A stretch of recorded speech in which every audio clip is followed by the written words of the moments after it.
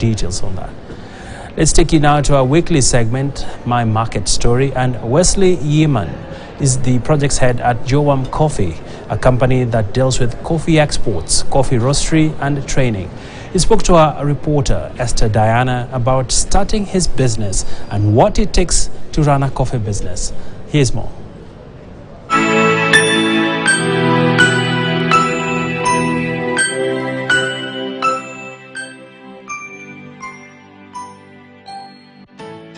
We deal with coffee roastery, which is the local distribution of coffee. We also deal with the training center, which is the new baby, has been in the operation for the last 2 years now.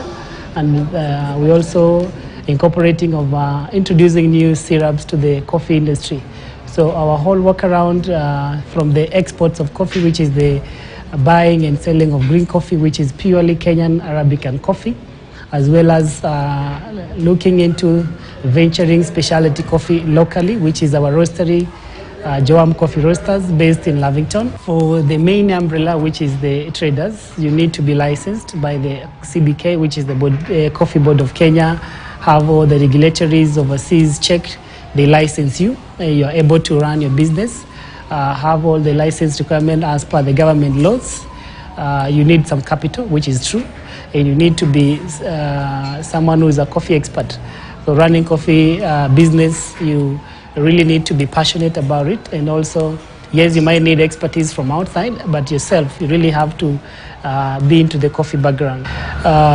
The capital that you need is quite some of amount for you to begin an operational, especially to where we are in Kenya. There is no, you can say you can't start with 1,000 or 2,000.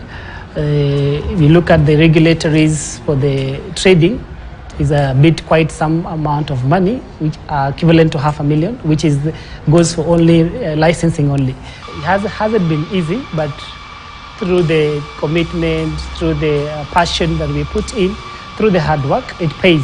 So we can stand and say, yeah, we've been able to settle. Some of the regulations are a bit harsh for those people who are small-scale SMEs. So someone who's an SME wants maybe to move from employment to self-employment, is a bit tricky for them to make decisions real quick and real fast based on whatever they have or savings.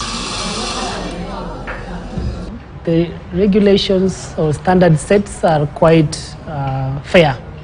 They're not harsh, because sometimes if you loosen up tight, or someone might take advantage. So you really need the main challenge is finding a shipping line.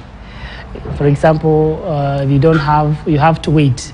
If you don't send your consignment between maybe half of the month, you have to wait after 2 weeks for another shipping line. So you find maybe you have challenges with the customers depending on the deadline. According to data from the Coffee Directorate, Kenya's coffee export was valued at 21.68 billion shillings. The leading importer of the Kenyan coffee was Belgium, parting with 4.18 billion shillings. It was followed by Germany at 3.86 billion shillings, United States at 3 billion shillings, Republic of Korea at 1.89 billion shillings, and Sweden at 1.43 billion shillings. In terms of local production, Kenya produced 44,987 kilograms of coffee, with Kiambu County as the leading producer in the 2018-2019 financial year.